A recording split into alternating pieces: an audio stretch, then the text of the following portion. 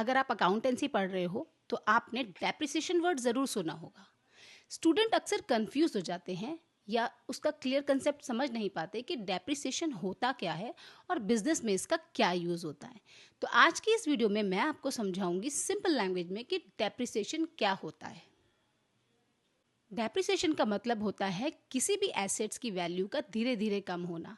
जब कोई business machine, furniture, any other things assets को खरीदता है तो उसकी वैल्यू धीरे धीरे कम हो जाती है और इसी को हम डेप्रिसिएशन कहते हैं।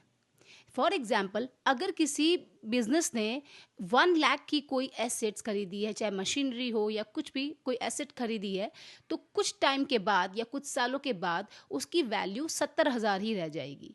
तो जो 30,000 ये कम हुआ, इसी को हम डेप्रिसिएशन कहते हैं। डेप्रिसिएशन हम क्यों लगाते हैं? बिजनेस में डेप्रिसिएशन लगाने के कुछ इंपॉर्टेंट रीजंस होते हैं, जैसे वेयर एंड टेयर। कोई भी चीज़ आप खरीदोगे तो वो पुरानी होती है, घिसती है। जैसे टाइम पासिंग, धीरे धीरे टाइम के साथ साथ उसकी वैल्यू कम होती जाती है। Next is new technology. जब कोई न्यू टेक्नोलॉजी आती है तो पुरानी की ऑब्वियस सी वैल्यू कम होती जाती है। और इसके अलावा अगर हमें एक्यूरेट कैलकुलेशन चाहिए प्रॉफिट की, तो भी हम डेप्रिसिएशन को लगाते यूज़ करते हैं, उसके कंसेप्ट को या उसकी कैलकुलेशन को यूज़ करते हैं, तो हमें अपने एग्जैक्ट प्रॉफिट जो हमें चाहिए वो मिल जाता है। और इसीलिए डेप्रिसिएशन कंसेप्ट बहुत इंपॉर्टेंट है अकाउंटेंसी में।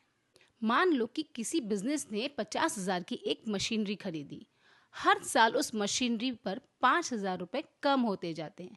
ये 5,000 रुपये जो वैल्यू कम होती जा रही है, इसको हम डेप्रिसिएशन में रिकॉर्ड करते हैं। और इसी से पता चलता है कि मशीनरी की करंट वैल्यू क्या है। आज की वीडियो में हमने सिंपल लैंग्वेज में एग्जाम्पल के साथ समझा कि डेप्रिसिएशन क्या है और उसे हम क्यों लगाते हैं। अगर वीडियो आपको पसंद आया हो और कंसेप्ट समझ में आया हो तो चैनल को लाइक, शेयर एंड सब्सक्राइब जरूर करें। नेक्स्ट वीडियो में मिलते हैं विद अनदर फाइनेंशियल और अकाउंटेंसी टॉपिक के साथ।